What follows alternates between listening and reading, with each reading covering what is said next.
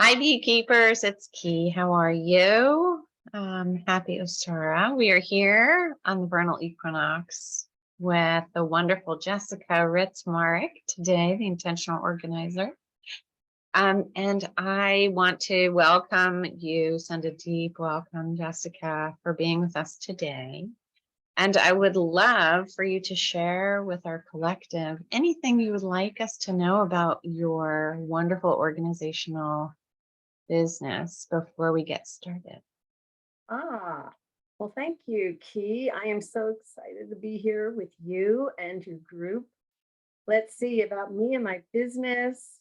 I have been around for 23 years working with women, helping them to clear the clutter, both from their mindset as well as physically. So to allow feelings of creativity to download. Sometimes people do not even realize that they haven't really ever thought about what they would like to do with themselves, with their lives, because it's always going to happen when they get around to this.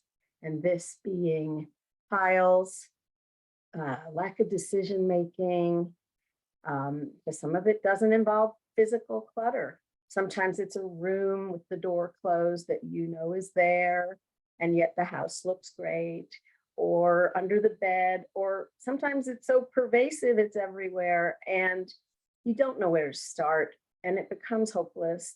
And sometimes even, people feel despair and shame. And then we don't get around to thinking about ourselves or who we want to help or how we want to serve.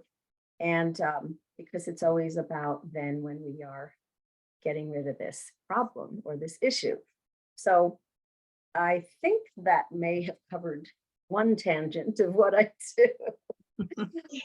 Yeah, so I'm fascinated because there's such a powerful spiritual component to organizing. And we have just spent the winter doing our meditations and journaling about when we go inside in the winter time, how we really want to say what worked last year, what didn't. And we've spent this cold season kind of on this inward deep dive. And I'm curious now that we're getting into spring cleaning and we've got our rosemary and salt out and are cleaning everything.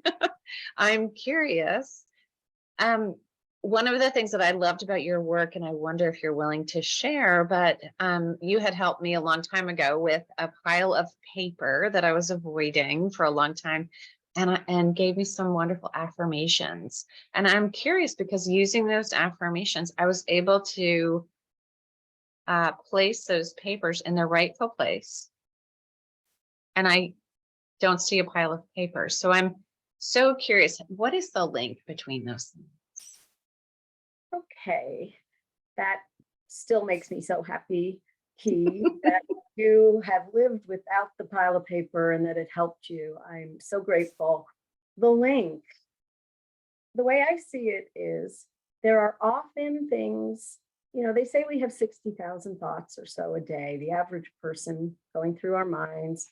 And that every day there's, I think, a certain high percentage, maybe 80, 85% Key, that are repeats of the day before. And then there's a high percentage of that are negatives. A lot of our thinking is negative. So back to the pile of paper and the affirmations, often clutter of any type, whether it's physical in our space, whether it's piles of paper, or sometimes the clutter is we feel like we're stuck in our thinking and we can't move forward. Often we have a lot of negative thoughts, thought patterns going on in our heads, self-talk that's judging ourselves. And over the years, I've been doing this for 23 years now, working with women. And what would come up in certain people, now there are people who love organizing. They just love it. It is a hobby. Spring cleaning is fun to them.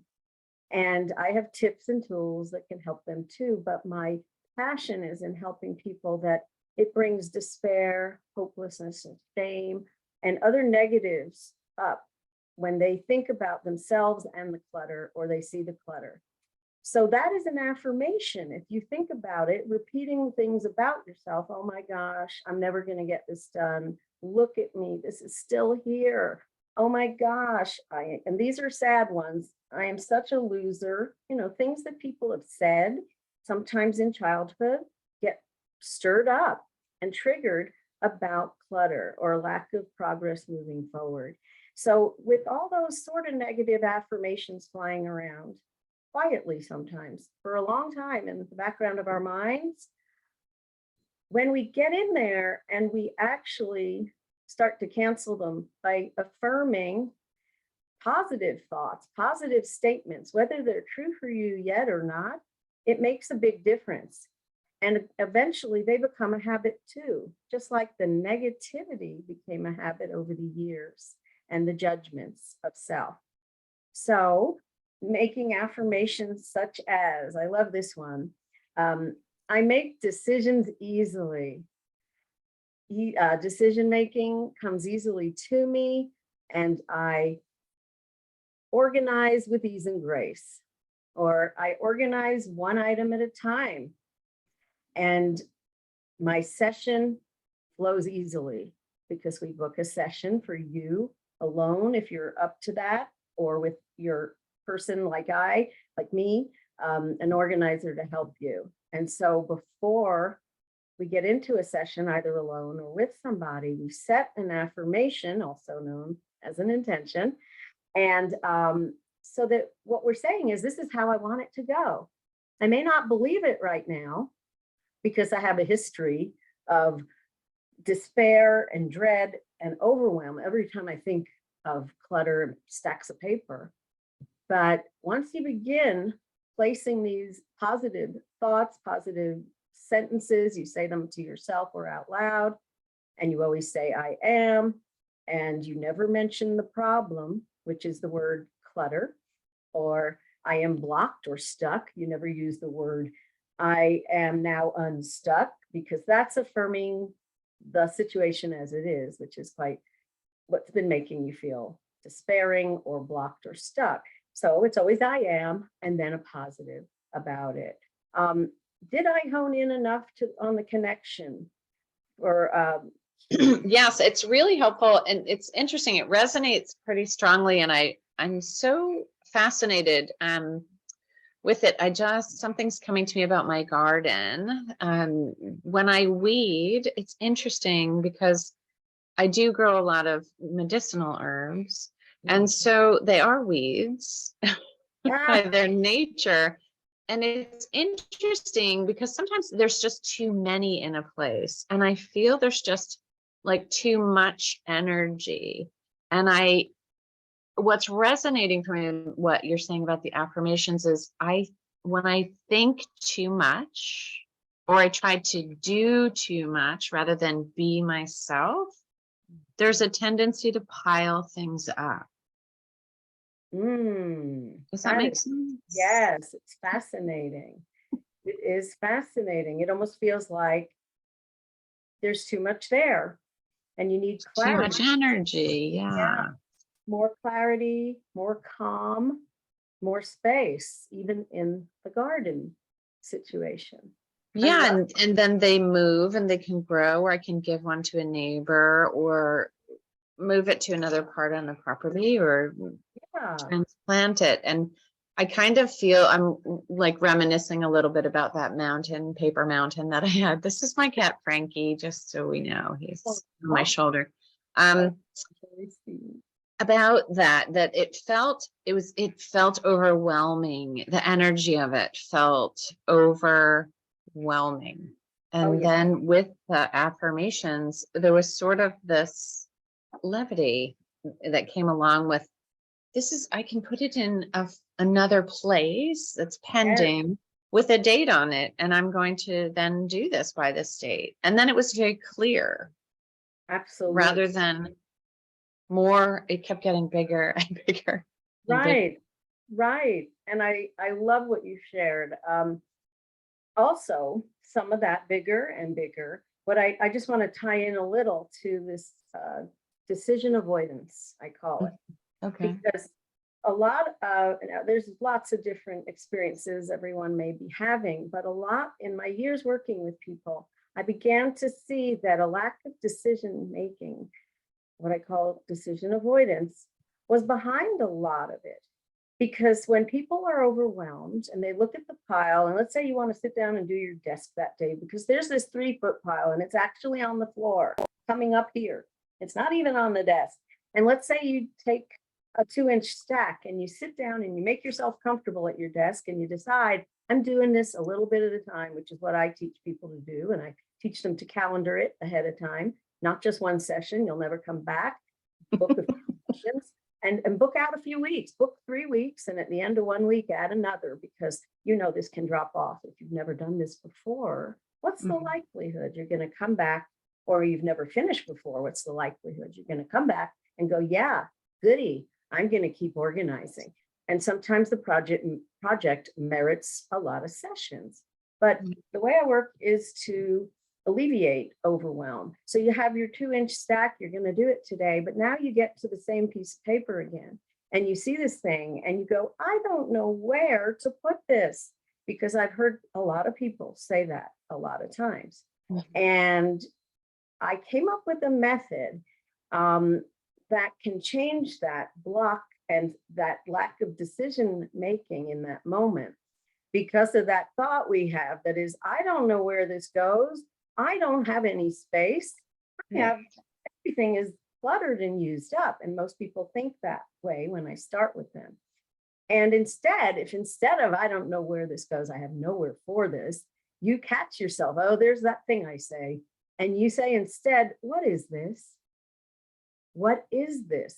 I think we'd be hard pressed to not know what we're looking at in our hand, whether it's a bottle of lotion on your desk, or 5 of them that are sitting there for some reason, or a couple of dirty coffee cups with some paper around, or just that piece of paper. When you ask yourself, what is this? Your brain automatically knows what it is. And once you know what it is, you have a far greater chance of saying, okay, well, where does something like this belong? And if it's the dirty coffee cups that you kept picking up and putting down for a week, or that same piece of paper, you've seen it in your attempts to organize several times, but this time you're not going to ask those same questions. So now you know, okay, do I have a file folder in a file box or cabinet already for this category of paper? Maybe it's an event you're running at school with your kids. Maybe it's a Christmas party. Maybe it's just an insurance document. When you identify what is this, you've helped yourself find your category of the file folder it will go in and the name you will give that folder. And if you can create a file box or have a cabinet, you alphabetize by category. So what you're doing is identifying those lotions belong in the bathroom. Okay, my bathroom is full. It's another trigger. The mind starts to say, oh my gosh, there's no room for that in there. Yes, but where does it belong? The bathroom. So you go put it there anyway until the day you have scheduled a piece of that bathroom as your scheduled organizing task. Because when you've scheduled, you always leave a half an hour at the end for distribution, I call it. And all of those things, you've either been putting them in a basket or a bag or some other box that you can walk around your house or apartment now distributing what you found and beforehand didn't know where it went. And if you're really feeling stuck and you won't remember, often people don't remember. What did I say? Where does that go? Again, you sit at your desk also with a Sharpie, a Post-it pad, and your Scotch tape. I know this is getting into minutia, but these are the little things that have solved some of the biggest blocks for clients, especially if they're working on their own and without someone like me, without me there.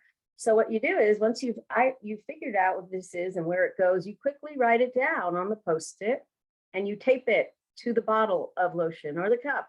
And it sounds so basic, but what I try to do is take all of this out of your mind and get it out there onto, so you don't have to revisit later. I could just see it. People would go start to distribute they'd forget, and I'd find the pile in the hallway next time or in the next room because they got so upset with themselves. What is this again? I forgot. So I take away that from happening. You itemize, you stick it on, and then you go about distributing at the end of your 30 minutes, and you start with a small enough chunk of time that feels okay to you. Then when the day comes to do these sessions, you do set an intention, like Key was mentioning, at the beginning of your session. Before you get into it and feel any feelings about it, maybe at coffee in the morning, you say, I organize one item at a time, and it flows with ease and grace, like I said before. But then feel free to do it again at the start of your session, and feel free to start saying it if you feel up to it when you schedule. When you even put it in the calendar, you're pre-paving with your mind to start changing those negative feelings and habits you have associated to organizing. So as they become, and you have evidence, you start to see evidence. You have a session, let's say it's your first session, you have 2 more or 1 more, whatever resonates with you. You first put in the calendar and you start to do this, and you've had a session where actually this feels good. I cannot believe it. I still have a big mess. I still have stuff all over my counters, but I know one little baby step at a time. This is getting better all the time. And so the mind starts to latch on to that, and it starts to raise your sort of feeling set point. Maybe it doesn't feel so much dread that next time. So I don't know what your experience was, as you began tucking into your pile that has been gone now for, I'd say, what is it, a couple of years? Yeah. Right? And it found its rightful place. I think, and a lot of it had been, ideas that I jotted down and threw in that pile and that I did or didn't want to do. And I used those affirmations. And I recall, and this is kind of, especially today, coming out of winter time, and we're going to start moving our energy. I really appreciated, you're saying, and don't overdo it, because I could only do 5 minutes in the beginning, which was like 3 pieces of paper. And I said, I'm going to do 5 minutes and then 5 minutes at the end. And then I was up to 10 minutes. And then I was like, oh, I'll listen to like some music for half an hour. And it just, I was able to increase when my capacity for it. As the pile got smaller, my capacity increased, because I worked, like 10 to, I think it was 10 days or 2 weeks, like 5 minutes. I said, it's just too much. I can't, I don't know what all the stuff is. It's just, it was thoughts that I thought I had to take an action on that didn't really fit the person that I was becoming. And I was also attached to the thought, like it was a part of me, and letting it go was emotional. There was a challenge there. Yes. And I'm so proud of you, by the way. I mean, your follow through and starting small baby steps is just amazing to me, because it does build up, and we don't have to know further along than we are. People sometimes, I noticed, would get stuck in their judgment, seeing how much, oh, it's too bad, I can't ever get rid of all this. Well, once you start replacing those thoughts and you no longer start saying them, and you stop saying them, it's amazing what can happen, because you can also have new ideas, like something you just said. What was it? You mentioned that you can recreate new affirmations along the way. I see that each and every day, by doing a little bit at a time, this turns into a bigger solution. I see that my tiny little area, I tell people to start with 2 foot by 2 foot. If it's a counter or every tabletop or it's everywhere, choose. And also, don't just schedule in your day planner or your calendar on the wall or your phone. And if you don't have a calendar and you're starting out, make one, start using one on your phone and looking at it. And you get, where was I going with that? I blanked out there in the middle of our It happens. You don't just, here we go. We don't just schedule and think we're going to show up. We schedule, and we've itemized at the time of scheduling. That's another key, no pun intended, tip, because you itemize. I'm starting with the left side of that dining room table, this 2x2 space. If you want to only do a foot, that's up to you. Whatever resonates, that's your assignment that day. Okay, and you look at it the night before so you know where you're going, because the last thing we want you to do is show up to the big table or the big floor full of stuff, right? Or whatever your issue is, and take a good glance all around and decide, oh my gosh, I can't do this. Forget it. You know, that's what we've been doing all along. Some of us, a lot of us for a lot of time. If instead you know exactly where you're going, you don't have to stop and go, okay, where should I start? That stopped a lot of people for years, not knowing where to start. So when you map it out, okay, this 1 foot or 2 foot square place is my work today. And on the next session, you marked in what other section is your piece for that day, and on and on. Do you see where I'm going? It takes away the spots in the organizing process where the mind used to jump in, and often has jumped in, to beat us up. Oh my gosh, I'm such a mess. It's too much. I'm giving up. Boom, over. There was your great attempt. So when we map it out, it's like our navigator in the car. I call it your organizational navigating system. We know we're going here, then there, then there, then there. And it becomes a lighter experience, and less likely you're going to be triggered to start judging yourself if you're one of my people who does that. And there are a lot of us out there.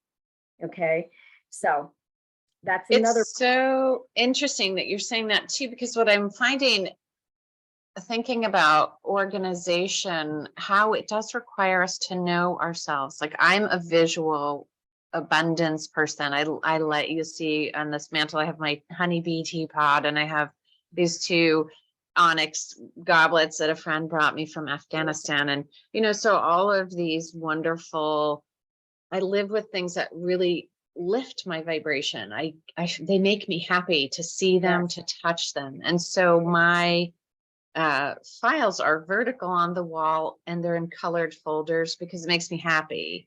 Because I don't, you know, I didn't want it to be out of space, but I do want to know where things are. And it took a long time through working, you know, with those affirmations to really say, I don't think I'm a mess. I'm not messy. I just like to see my things, and how can I put them together so I know where they are, not in a pile.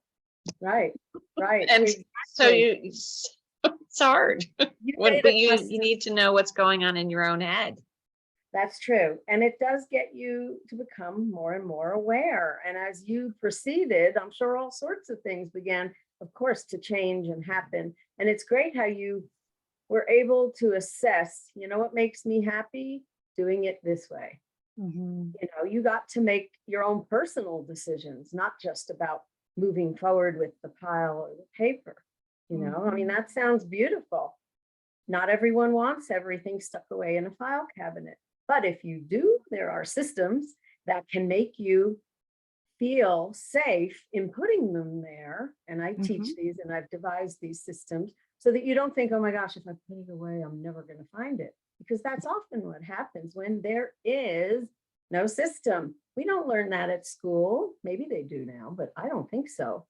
That, you know, there are certain systems that make life flow much easier, even if it's of the mundane clerical variety, which can help in running a business or just help us feel more relaxed and grounded and ready for our spiritual day, you know, because it's so distracting.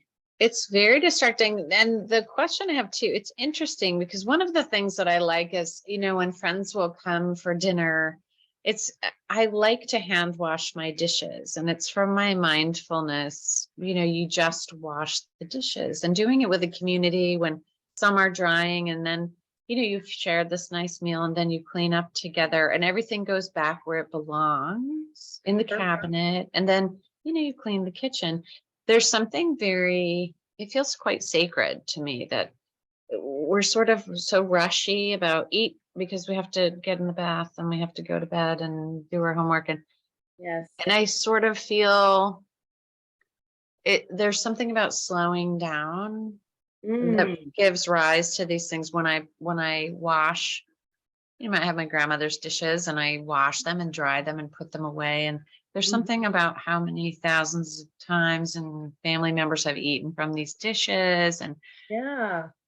being there about it. And I find, even just thinking back on that pile, how, and weeding my garden, how I take care of the things that are important, my gardening tools. I don't leave them full of grass, right? And I have a little um organizer. So I know, here's my pruning shears and here, they're all sort of lined up in the way that I use them. And it took me a while to organize them in the way that they have a flow, in the way that I go out into my garden. And so there's that deeper dive that really, that I think we offer through really organizing and knowing the self, because it creates a lot of space, right? When things aren't Mhm. in disarray, or, oh, there's a pile, it takes so much energy from me. I don't Yeah. have any choice. Yes, yes. Well, first of all, it feels very satisfying. Mm, Bring satisfaction into your day, into that hour after the meal, into your life, rather than what you gave an example of rightly just then, the other way of thinking and feeling, which is sort of an out of control thought process that happens when things are in disarray. And we see mhm, them every day. Not we, but when people have a lot of clutter, how on earth could they feel as able to be maybe even doing their meditation process, maybe even doing the gardening? Because I've met a lot of people with a lot of clutter and they've given up. So they've given up on things that feel satisfying to them. And they don't have people over. Now, of course, I'm speaking here about many different types of people with different types of clutter. But whatever it is, and again, some people love keeping things organized. So they don't have issues where they feel stuck in their life in general because of the lack of organizational skills. Because I'm not kidding, you may have seen this too, Key, but many people do not move forward at all because they will have the dinner party when this clutter gets resolved, or mm, they will go and outside again and do their gardening when they finished other projects in the house. But in the meantime, now the garden has gone into an overgrown situation, which requires more work because there are these certain limits that have been put upon us or put upon them by themselves, deciding I can't do this before I do that, and I can't do this before I do that, and I can't even think about what I want to do and what I'm good at. I used to love painting, but I can't do that yet. I gotta get this done. There's a lot of that stuff taking up our mental space, feeling like it's urgent, but not moving forward. And as you pointed out, those can be very stressful feelings. And they're not conducive. Those negative downward pulling feelings aren't conducive to, yay, I'm making progress just a little at a time. So there's a lot of people that need help out there. And I'm happy to help. If you want to ever reach out to me, I'm at jessicaritzmorrick.com. And Ritz is not spelled like Ritz crackers. There is a silent H in front of it. So Jessica, you see it here in the Zoom photo. It's Ritz. in the chat, and we will also post it in the comments. So if there's any challenges for any of you, please do email us and we will make sure that we put you in contact. Oh, I see also you posted in the chat very kindly the Calendly option. Tell me a little bit about that. wonderful. I have a 15-minute complimentary chat by phone offered to all of you and to anyone you know that might be feeling overwhelmed by not moving forward and or by clutter. And it is my Calendly scheduling link where it will take you directly to what time slots are available right now where we can get on a phone call. And if you're overseas and you're watching this, I do have a note there to please send me your email as well so we can correspond about doing it differently rather than just a phone call. I would like to hear where you're at, what feels like your biggest issue that's bothering you the most. And it can be hard to discern when you feel overwhelmed by clutter or lack of movement forward. But usually we come up with one, and you can discuss that with me, and we can see if we want to have a plan to work together where I can help you move forward. Move forward in these things, in these areas that have been stopping you, and have breakthroughs that so you can continue to move forward in your life. I love helping women do exactly that. I've been working with women for over 20 years. It's 23 years now in last January. And I work on Zoom. I'm going to have a couple of courses coming out this year, as well as a co-authored book on organizing and the brain. And more about that, you can get on my email list by just writing me at Jessica Hritz Morrick, Hritz. And there's so much more we can speak about here, Key. I mean, I am happy to tell you more tips if you feel we haven't made enough progress in the tip department here. I do have something I call my full circle approach. And some people who have a lot of clutter or some clutter have tried one thing and tried another thing. And that little thing maybe didn't solve it for them, because here they are at the course and the books on the shelf. Maybe they read them, maybe they didn't read them, but that the person who cannot take and apply what they've just heard or read, and I'm one of those myself, this is something I understand from the inside out, that need more assistance, and they need guidance past that mindset component that we were talking about, then please reach out to me, because my passion in life is really about taking women from feelings of despair and hopelessness, which is what I had as a child and through my teens and my 20s. And when I began over the years seeing that in a lot of my organizing clients, I really had a strong connection, and I really came up with ways that could help them too. And and they are my crowd. So anyway, that's a little bit about how to reach me. Is that something that's common? When do people identify themselves as you're practicing? Is this pretty common? Just because for me, sometimes I feel like I'm the messiest person in the world, and I'm aware because of my meditation practice, that's just a thought.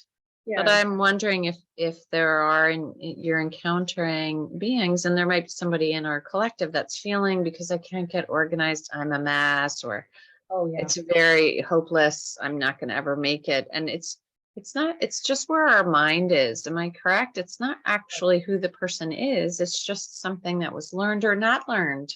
Yes. And you can teach the system that works for the person, right? Absolutely. Absolutely. I really hope to hear from anybody who is feeling that way and who resonates with what we've been talking about here, because it very much helps with that. And of course, not to replace a medical doctor or therapist, but if this is the way you feel, I've been there. I lived with it for many years, planning the way out as a kid. And a lot of people, I think there is a relationship, and I'm sure there's a lot written on it, on trauma and of different types, including sexual abuse and forms of clutter, and not being able to move forward, staying trapped a little in our mind, in our thinking, instead of, you ever notice people? When I was a kid, I was just acutely aware. There were people, see, I had activities and hobbies, and I was creative till a certain age, and that was the age it happened. when I was sexually abused. And of course, it wasn't so clear to me for decades, and certainly not as a child, but I did have this acute awareness. My goodness, that guy plays the saxophone. And I'd be observing schoolmates and observing they didn't have a problem. I felt intrinsically stuck from doing anything and moving forward in any way. And so the people that I saw did things, they play in the band. How did they do that? My art projects all stopped, many hobbies and things, things ground to a halt. And I do think that is very common. And it could just be, not just, but it could be just, there, I said it again. It could be the effect of when your parents announced to you they were divorcing. It could be when your friend moved away at a young age and that was your best buddy. It could be any number of things that as a child traumatized you and brought you, or correlate at least, to this point in your life where you feel stuck and you stopped.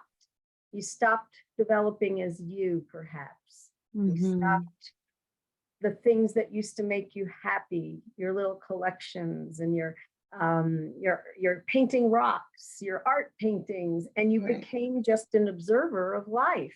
And that's the way I felt. I was very much stuck observing life and how other people lived it, and had lost the connection to me.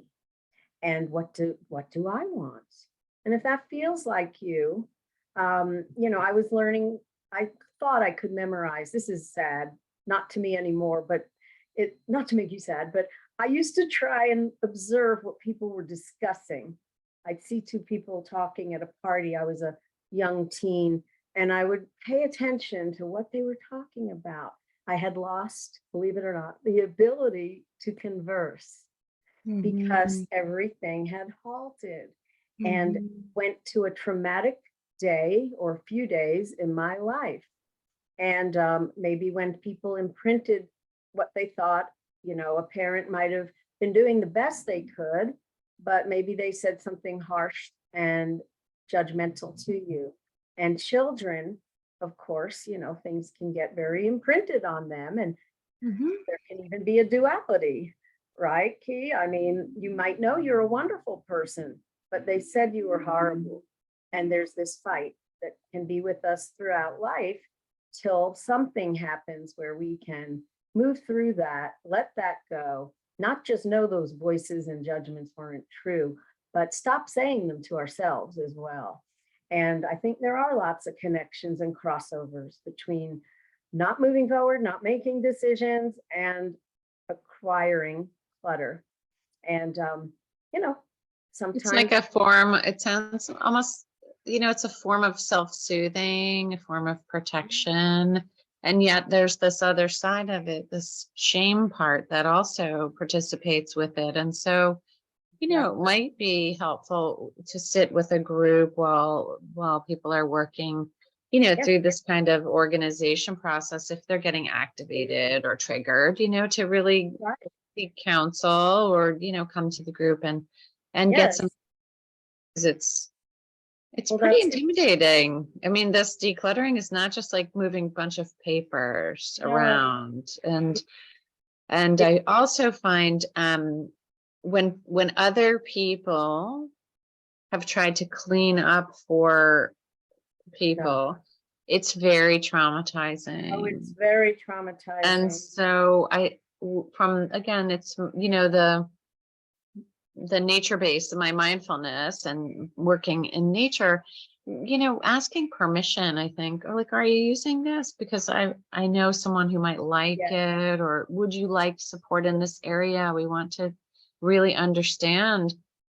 We don't need the story if the person doesn't want to share, but we do want to support people in decluttering in a way that isn't going to reactivate their trauma, because it's there for a reason, right? And if they're in that freeze response, or I can't make a decision because like you said, they're stuck, ripping that out of the environment probably is not helpful. I've only watched those shows maybe twice, and it was so sad to see, people who were hoarders, and that must have been, sometimes people end up having real breakdowns after that. But interestingly, what you said, one of the courses, one of the offerings I'm working on in the next few months is beginning groups, and they won't be organizing tip groups. They will be those of us that have made the decision, okay, I'm tired. I don't know how to do it yet. I'm tired and I'm open. And I'm not going to let what I've judged myself keep me down anymore. I'm going to join a group where we do this stuff together. And whatever it is that's stopping or blocking us, we're going to, I've come up with a name, but not 100% yet. So stay tuned. Please get on my list, because that's where I'll be putting more information as it comes to fruition. And it's in this last week, Key. I was telling Key a story before we started of a lot of spiraling positive creativity that's begun for me in this last week. After a little pocket of stuckness, not in all areas, but just, nobody's perfect. And so it's a story about people in the olden days. It was from Florence Scovel Shinn, and she refers to these logs floating down a river that the loggers would call the one tree that got in the way as the kingpin, king as in king and queen, the kingpin. And that kingpin was the one piece of log that was blocking the flow of all the other trees to go down the river. And once somebody discovered where the kingpin was, and they moved it slightly, they took that action, everything began to flow again. And so, of course, this was a metaphysical reference to people and to us. So I accidentally found a kingpin last week, and I took an action that has now spiraled forward creatively and allowed other things to come to me, and feels much more uplifting. Wasn't even aware that I was stuck in that way. But so my group purpose is so that we will gather anyone who wants, and we will meet maybe once a week. And I haven't decided yet how often, and we will have our Facebook group where we can encourage each other, and we will do whatever project we've been putting off, even if it's packing up some dishes, even if it's, if it's your paper, your clutter, that's great.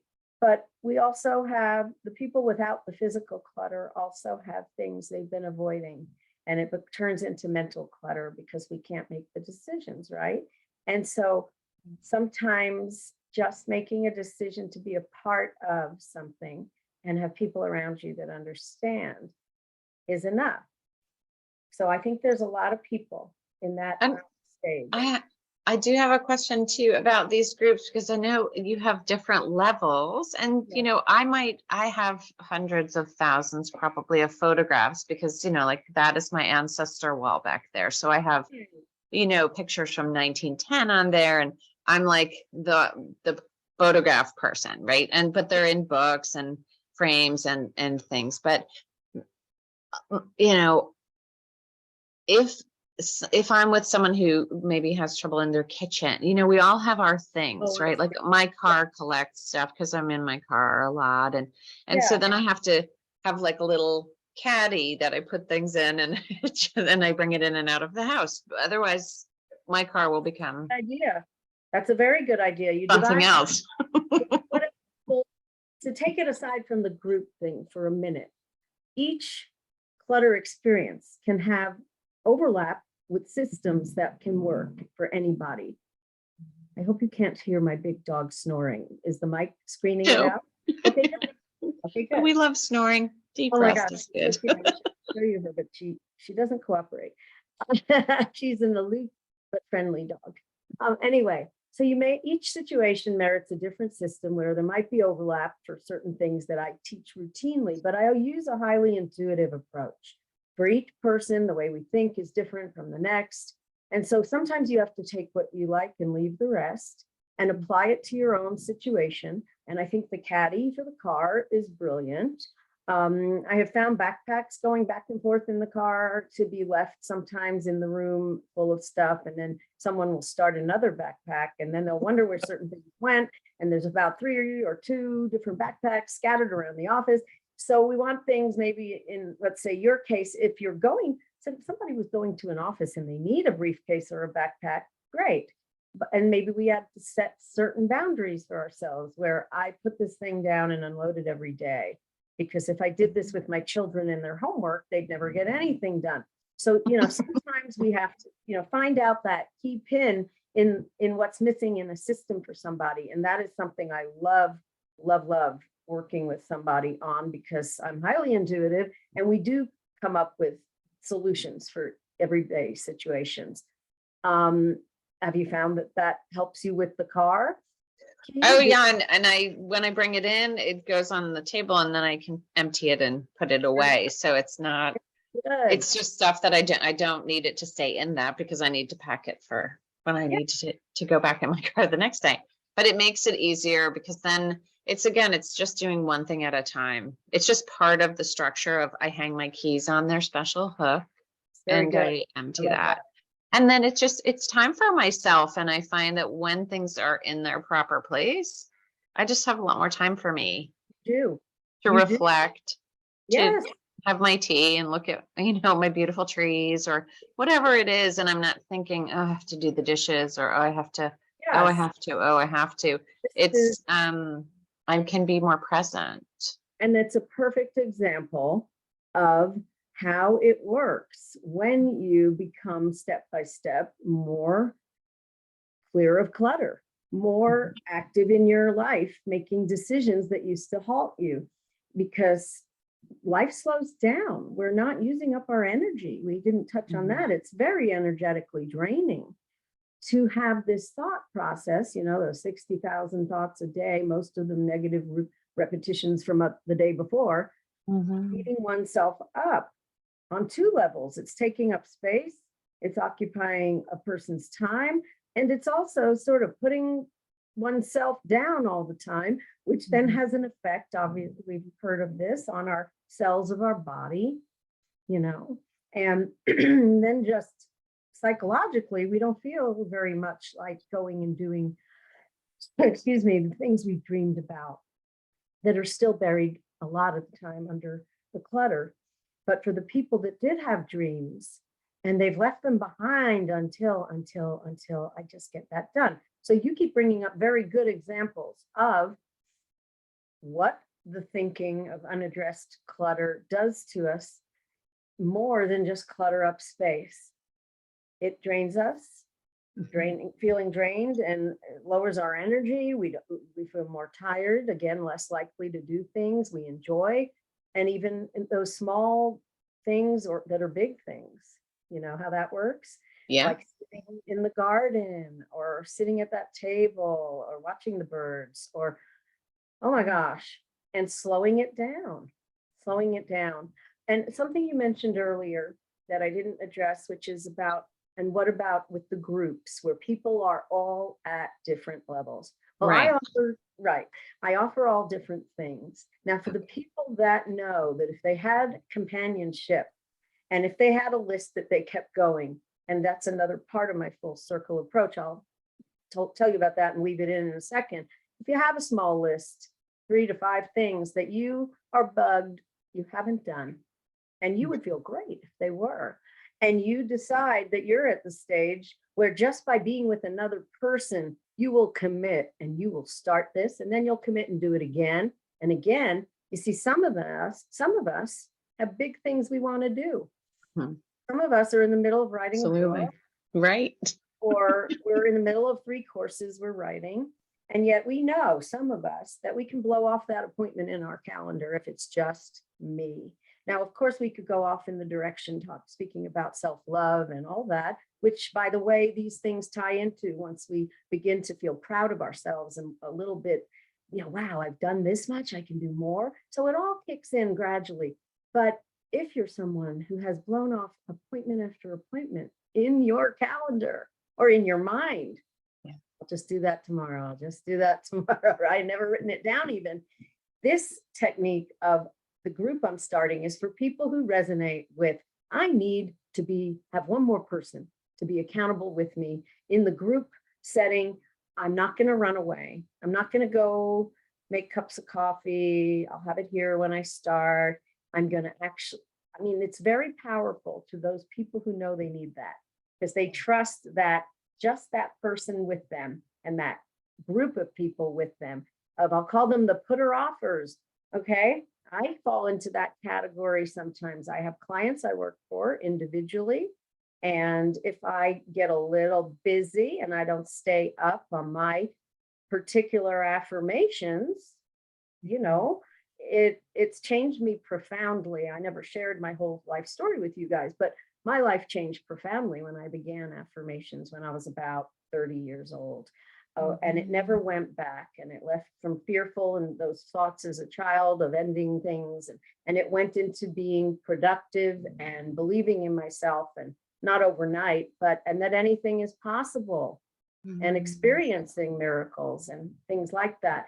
So, but I still happen to know I work really well when I have projects that, you know, I have clients I'm fitting in around it, and I can just get right to it. I have the time scheduled. I go to the Zoom link, I'm in, we all wave, and maybe we have 5 or 10 minutes where we shout, hello, today I'm going to work on this. And then we know we have an hour together to make progress. I love that. That works for me. The people who don't resonate with that, I don't suggest you do that. You don't join this group that I start, and you have other options. You might need the help at first of working one-on-one with me and figuring out what those spots are that we need to get around, come up with your own affirmations and action steps that work brilliantly for you, and that you need the support of checking in again with somebody every week or from time to time. So that's what I mean. It's very intuitive, and we customize it to suit you. There will also be group courses and things like that in the future. But everyone being so different, Key, you know, but there's 2 large groups that I feel sometimes are underserved. One of them's the group I just described, where we're going to do our projects together and not speak and not share. Oh, I just finished. You can write it in the chat if you like, but the purpose is I'm not canceling my appointment on myself. There's those people. And then there are the people that feel very misunderstood and often isolated and have never made progress in this organizational realm, have sat with their ideas and not moved forward for years. And they are a different group who could benefit very much from one-on-one sessions, you know, in conjunction with any other therapy they're doing. But, you know, it's very powerful. And as you witnessed, Key, he is our poster child. Goodness, I had no idea. It's so fun though. I have my Post-its and my Scotch tape and my pack of black Sharpies. I still have them. So I'm and hearing this for the first time today, guys, and I am so thrilled. I am really so thrilled. yeah, it's super easy. These systems are super easy. And yeah, you know, for me, I just never learned it. And I'm so glad, because it was like, I don't have to have this everywhere. There's ways to just organize it so I don't have to think about it. exactly. Because I need things to be very simple. You know, I live between those worlds, right? I'm half the time with the fairy kingdom and I'm half the time on Earth. And so it's really challenging for me, I have to be able to put it away quickly. I have to know exactly where it goes. Like, things have to be together or I will lose my mind. Yes. An organizing basic, right? We group things that are the same category of item together. We devise a home for them, and they always are returned to that same space. And you always go there to retrieve it. Now, when people first hear that, they think, nope, my house is full, it's packed, I have nowhere. You don't understand. Well, what we're going to do, though, as you work in little small chunks by scheduling it that way in your calendar, is you're going to choose your spot in the house that needs to be freed up. And if you don't have room, and I'll use this example again, you may have heard me do this before. If you don't have room for your children's art supplies or your own art supplies, and you love working at the kitchen table, for some reason it's something crafty, and your kids have their easels there, but the supplies are on some other part of the house, or they're scattered all around. Some are in the playroom, you hide them high up so they can't get them, you know, if they're kids, but you want to gather them up, decide on a spot, think about the circumstances. Children can't get in the paint. Okay, so it won't go on the bottom shelf, and you'll find a shelf or cabinet high enough to get it out of their way, or for you. And then you still say it's too cluttered and it's too crowded here. My kitchen is packed. Well, you do it anyway. You choose which is the most convenient cabinet or shelf for you, because this is how you build a system that works for you around your whole house eventually. And you remove whatever's in there and you start looking, well, is any of this stuff that I've outgrown? And you give it to a good cause. Or if it's all good stuff and you haven't outgrown it, let's see if there's another cabinet or shelf I can combine it with. It prompts you to start purging if you need to purge. If it's your grandma's china and you never use it, but you do not want to give it away, and I believe in keeping your collections. There's no reason to get rid of your precious stuff if that's not what you want to do. But you know you're never going to use it, but your daughter, when she gets her first apartment, she loves it, and I'm saving it for her, right? Well, that box, carefully packed, carefully labeled, needs to go live somewhere archival, not right in your kitchen. So you begin to making these decisions differently. And over time, little chunk at a time, you're going to have a convenient home and a much more convenient life. And this can be done in your kitchen, or your cabinets above your laundry, or your office especially. So you don't walk across that office to get your supplies. You have everything you need within arm's distance.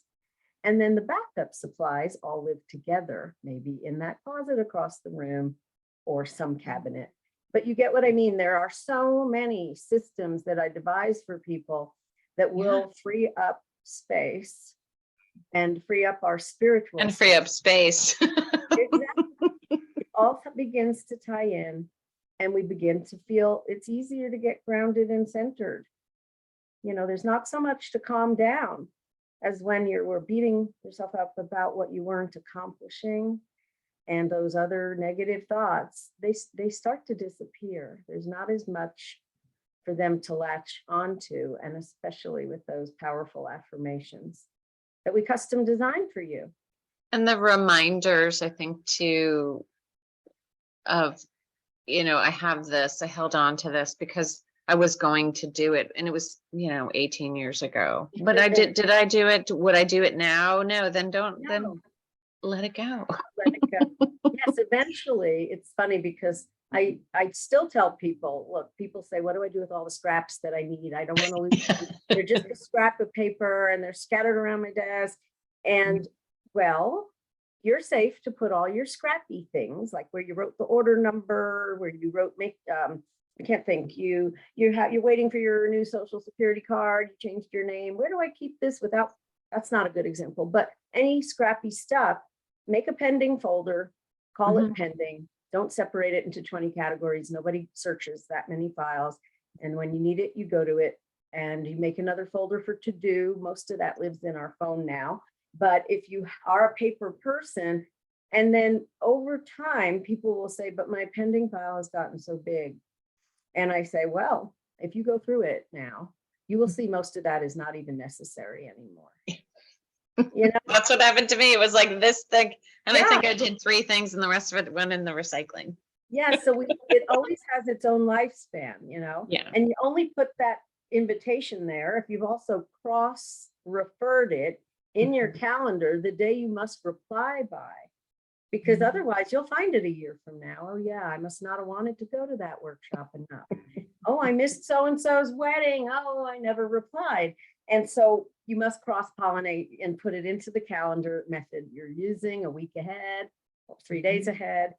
And just like you would shop for the groceries for an event that you're having at your house or the school or at work ahead of time, it's something we need to do with the things that are questionable we might attend. And then you don't have that, oh my gosh, did I forget? Did I forget? Oh yeah, I mustn't forget. Because you're looking and you must remember to look at your calendar method on your phone. Yeah. You know, check it out because it won't help you if it's there, but we don't look at it. So there's so many systems that weave a very nice safety net. And let's see, is there anything you feel you would like covered before that we haven't discussed yet? I think we have your website. It is jessicaritzmark.com, correct? That's correct.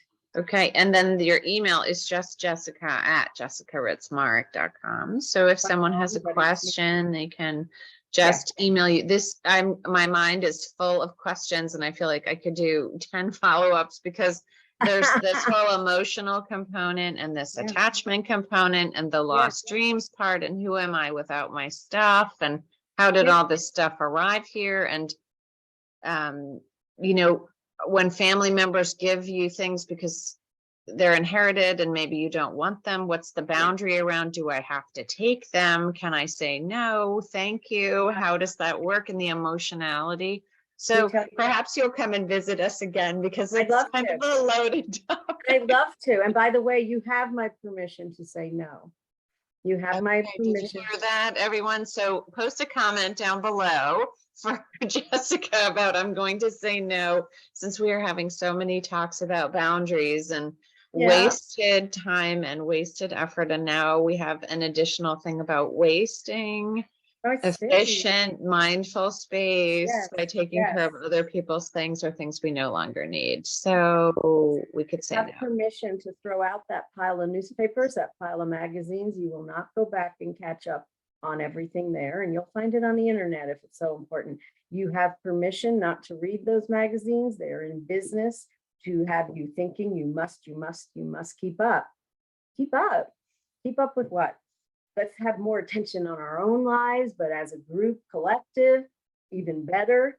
And what people generally feel they're missing is the news. And we know how most of the news is not entirely spiritual or uplifting. And yes, keep in touch in whatever way you feel you must, on the phone with it or somehow, but you have the permission to get rid of those periodicals of any type. Those articles will be elsewhere. Google it.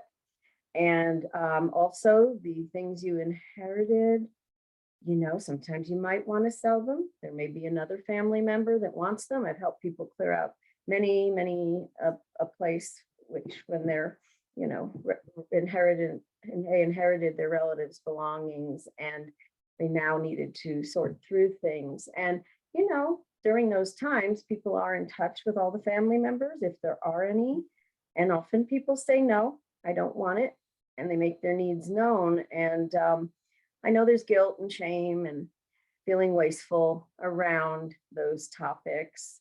And yet, all around town, generally, or some nearby place, even if it's 100 miles away, there is probably a women's shelter somewhere that would be glad to take the last 5 years of party supplies, paper goods, holiday celebration stuff, tea cloths, everything, linens, clothing, especially when children are involved, you know. So you just do a thing where you end up take some action that you feel good about for you. And it may be different than the next person's. The next person may be feeling, you know, okay about, look, nobody wanted this. We enjoyed it all our childhood years.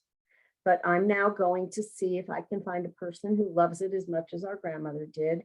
And you try finding someone, let's say on Craigslist, and you meet at a common location at a Starbucks, not at your house. And, you know, so there are many options for many different situations. And I think too, key, it's another aspect of letting go, isn't it? Letting go of obligatory things we feel we must continue to do or own, or we're being a bad relative or person. And I don't think your loving relative would ever want you to feel that way about yourself, you know? So I think we I just need, totally agree. 1,000,000%. yeah. And it's just us giving ourselves permission just to let it go, right? Yeah. Um, And to say it's okay that I'm not feeling that I'm drawn to that item. It doesn't, like I said, I live with things that raise my vibration, things I that's like right. to touch as I walk around. I touch them. I care for them. They're clean. And people always come to say, oh, this is so interesting. I wonder where you found this. I said, some of it's old, some of it's new, some of it comes and goes. And, Uh-huh. it's just, I'm like that too. I like, You know? I just like to look at the things that I Yes. have, and the things that I don't, I'm like, oh, it's kind of like lost its luster. I guess I've outgrown it, or it wants to be somewhere else. And then they sort of walk out somehow. Someone will say, that's so interesting. I love Okay. that. I'm like, we'll take it with you when you go. I'll just give you a quick story. I agree so much. The other day, I had put 2 pairs of tiny, tiny jeans in my trunk because I was going to offer them. Sometimes I see one of my neighbors as I'm driving by, and I thought I'd pull over and see, does she want them for one of her grandkids? I don't know if anyone's still that size. I used to be very tiny, and I'm not anymore. So I thought, what am I hanging on to these for? They're in my trunk. And someone helped me carry a large parcel out of my P.O. box into my trunk one day. I opened the trunk. I see the pairs of jeans. They are the perfect size for this lady helping me. She's tiny. I said, oh, the jeans. Do you happen to want a couple of pair of almost new jeans? She goes, oh my gosh, yes. My daughter is also my size. And I said, oh, this is great. Here. Perfect. Then I said to her, look, I'm clearing out the rest of this drawer. I have decided I don't care if I'm ever that size anymore. And I bet you there's going to be quite a few pairs. And she said, oh, I love them. Thank you. Yesterday, I went and delivered them to the P.O. box for her. There were 7 other pairs. Some of them were brand new. Some of them were, and it was all so circumstantial. It was all so meant to be. Yeah. 10 people who worked there to help me carry that parcel. She was my old size, and her daughter is still 2. Amazing. I love when this stuff works out. It's fantastic. There's always somebody who would love your stuff. And I don't mean in a negative way. I mean, when you self-compassion, when you know that your relative who passed it on to you, or some other relative after they're gone, passed it on to you, and you've allowed yourself to know, you know what? They want me to give it to someone who would love it too. Love it. And accepts me as I am. They won't mind. So I just need to let go of that punishment on me, myself. And right. So there's so many different ways. And I suppose if one of these doesn't click or resonate, because there's always another system or method to use, in my belief, in my working with people, the first one doesn't click, I'll come up with another. And that is create another affirmation. If you're still maybe feeling stuck, I don't know, I can't get rid of that stuff, create what, but you want to. So you're split energy on it. Yeah. Affirmation. I feel wonderful and uplifted when I share something that belonged to me and my family with someone else who will enjoy it more than me, under grace, in a perfect way. Mhm. And so Yeah. it is, you can make So them it up. is. Yeah. And so after saying that a few times, a few days, maybe once, who knows, it might only be once, you will feel differently. You will start to have your intuitive guidance tell you what to do now. You know how that works. So, and just another quickie about affirmations, and Key may have heard this story once before because I've shared it before online or in an old Facebook group I have, which will probably become active again. Anyway, and I can always send you, well, I'm not ready to open the group yet again. It's been resting since in the middle of the pandemic. But the story is, there was a very, very productive client of mine. She got tons done. She used a day planner before it was on the phone. And anyway, and some of us still do. And she was super productive. And she was the most wonderful mother. I observed her with her kids, 3 children, but she had a background that she had studied for 14 years. And she wrestled with, wow, I'm not even using it. I'm raising children now. And she, of course, embraced the role. She's a wonderful, loving parent. But some of her conflict about that and her thinking, she was aware that anytime she had to do organizing or paper or clerical in the house, she got a chronic backache. And she Wow. just disliked it so much. And she goes, it's a good thing I like you so much. I love working with you. And she, every few years, she'd have me back to update her filing systems, because she continued to use them, but life would change and her family was growing. Anyway, well, the time we got into using affirmations with her, when I found out, I had already known her for a few years, when I found out this was happening with her back, and she was in the medical field. So she was seeing some connection to and finding that curious. So I said, well, okay, let's just, and I just lightly said it. We didn't have a class on it or anything. I lightly said, well, let's intend that our session today flows with ease and grace. It goes more quickly than it ever has before, and yet we accomplish more than we ever have expected. And I said, and so it is. And she goes, oh, I like that. Okay. Well, exactly that happened. And I gave us our half an hour distribution warning. And she goes, oh my gosh, I can't believe how quickly this went. And she goes, oh my gosh, I have a backache. And I said, what? An unexpected bonus, because her thinking during the session hadn't been dread and, oh, just get me through this grind, and the self-judgment. And that was a perfect example of what we were speaking about earlier, Key, how much our dread and, dislike of the dealing with clutter, putting it away. How am I going to ever, oh my gosh, I've never been able to before. Why now? I mean, it always leads to, and I just give up. So, anyway, so when I put all my tools together in a full circle approach, like I said, I call it, we're not missing out on one, and therefore going back into the woods, not literally, but back where we've been. And if you're someone who's always been stuck, and if you're someone who's never made complete progress, like he did, oh my gosh, I'm just so proud of you. But if this has been a lifelong or years long or even months long issue for you that has brought your energy down, and you might be saying, what energy? If this resonates with you, please reach out to me. I would love to hear from you and figure out a way we can help you, get through this, unstuck and unblocked. And that is the perfect time, everybody, because today is the beginning of our spring cleaning. So do reach out if you want help, talk about it in our butterfly circle, whatever we need to do. So let's all do it together. Remember that we're doing this together. We're going to pollinate organization and creativity this spring. Wonderful. Yeah. Wonderful. Well, thank you so much, Jessica, for being with us, and we look forward to seeing you again. And we will post everything. So if anyone wants to make a comment below, please do, and or email Jessica directly. Thank you so much for being with us. Thank you so much. I look forward to hearing from anybody who's resonating with reaching out. Thank you, Key. It's been a wonderful session with you, and I've so enjoyed hanging out with you as well as sharing information. So fun.